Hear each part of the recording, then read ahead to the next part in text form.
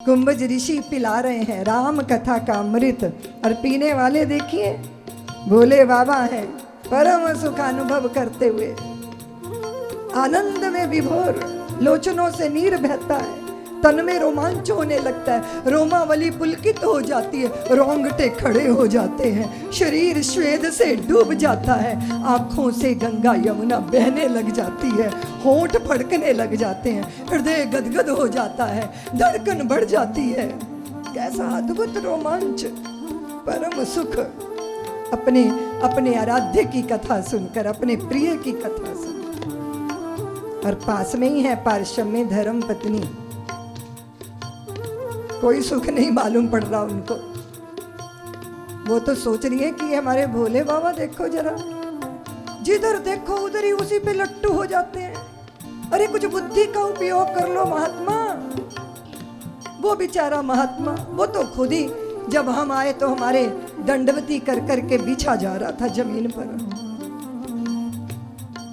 अब घड़े में पैदा हुआ व्यक्ति, उसका क्या व्यक्तित्व होगा, जिसके न माँ पिता का पता, न खानदान का पता, न कुल गोत्र का पता।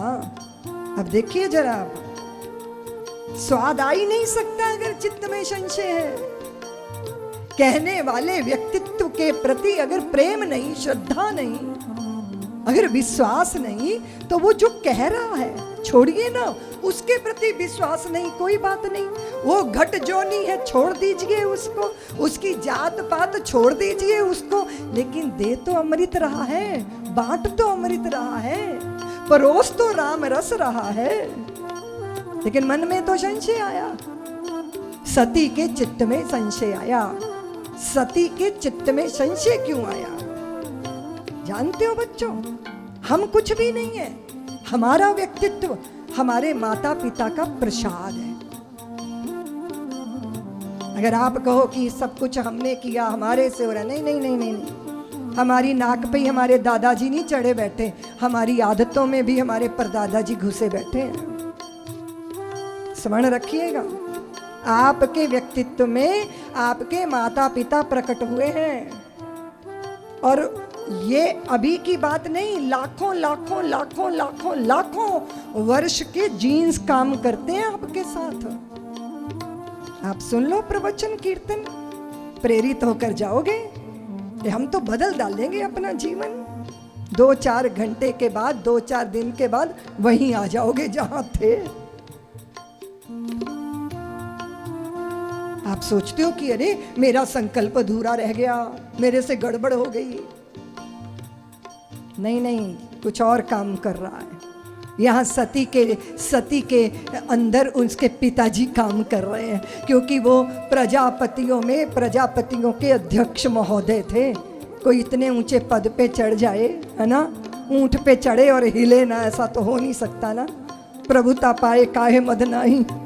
छोटे मोटे मोहल्ले के अधिकारी बन जाते हैं तो ऐसा मुंह उठा के चलते हैं, लगता है नीचे झांक ले भैया, ठोकर खा के गिर जाएगा।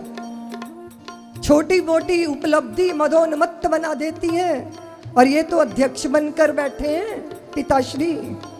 और फिर सबसे बड़ी बात है कि बड़े पिता की बेटी है, बड़े बाप की बेटियों का भी ना अकल कम ही ठिकाने पर रहती है, प्रभाव रहता है। अब रह रही है भोले बाबा के पास, उनके साथ है।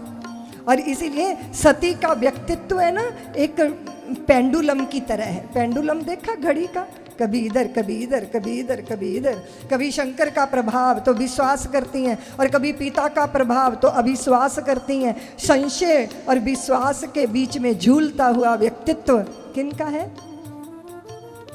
और एक बात याद रखना, साधना के सोपान पर पैर रखा और जरा सा भी चूके तो फिर ऊपर ऊर्ध्वगमन नहीं होता, अधोगमन ही होता है।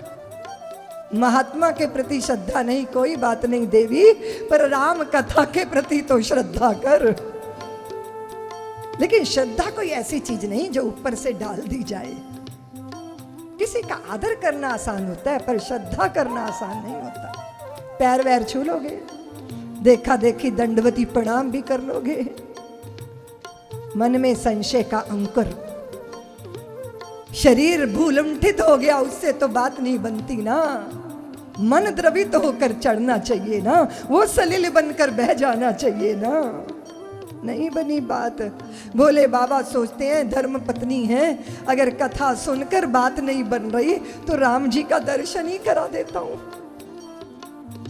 राम जी का दर्शन कराने के लिए निकले तो वहां और बवाल हो गया, क्योंकि उस क्षण लीला ऐसी हो रही थी कि जानकी जी का अपहरण हो गया था और राम जी जानकी जी के लिए कामी पुरुषों की तरह रोते घूम रहे थे। वृक्षों, वल्लरियों, वनस्पतियों, मुझे मेरी जानकी बता दो कहाँ है, मेरी वैदेही कहाँ है।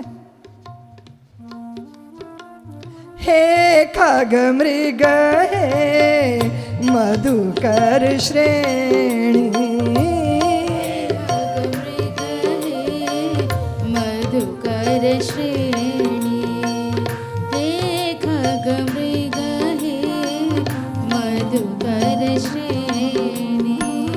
तुम देखी सीता मृग नयनी, तुम देखी सीता मृग नयनी, लक्ष्मण समझा बहु भांति, लक्ष्मण समझाई बहु भांति, पूछत चले लता और पाती। पूछत चले लता और पाती। लताओं को, वनस्पतियों को व्याकुल होकर राम भद्र सरकार पूछते हैं, मेरी जानकी को कहीं देखा है, मेरी वैदेही को कहीं देखा है, मेरी मैथिली को कहीं देखा है। लक्ष्मण पकड़ पकड़ कर समझा रहे हैं, भैया क्या कर रहे हो, लेकिन वृक्षों से, वल्लरियों से, पातियों से, पुष्पों से, फलों से, मृगों से और तृणों से अपनी जानकी का पता पूछने वाले ये भगवान है। जैसे ही भोले बाबा ने देखा प्रभु को, धरती पर गिर गए, प्रणाम किया। जय सच्चिदानंद जग पावन, अस कह चलियो मनोज न सावन। पुलकावली पुलकित हो गई भर लोचन, छवि सिंधु निहारी कुसम जान ना कीन चिन्ह। ये उचित नहीं है, ये समय उचित नहीं है। आपका कोई कितना भी प्रिय हो, आराध्य हो, आप देखते हो कि अभी स्नान हो रहा है, अभी भोजन हो रहा है, अभी विश्राम हो रहा है।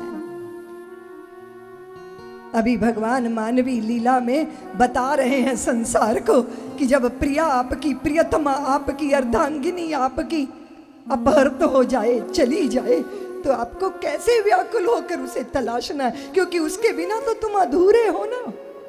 मानवी लीला हो रही है। अब मुझे इस समय अपने आराध्य को डिस्टर्ब नहीं करना, व्यवधान नहीं डालना। और यहां सती देख रही है कि मेरे भोले भंडारी देखिए, एक साधारण मनुष्य को भी इतना विवेक होता है कि उसका कोई खो जाए तो वो जड़ पदार्थों से पूछताछ नहीं करता, किसी चेतन व्यक्ति से पूछता है। इतना तक विवेक नहीं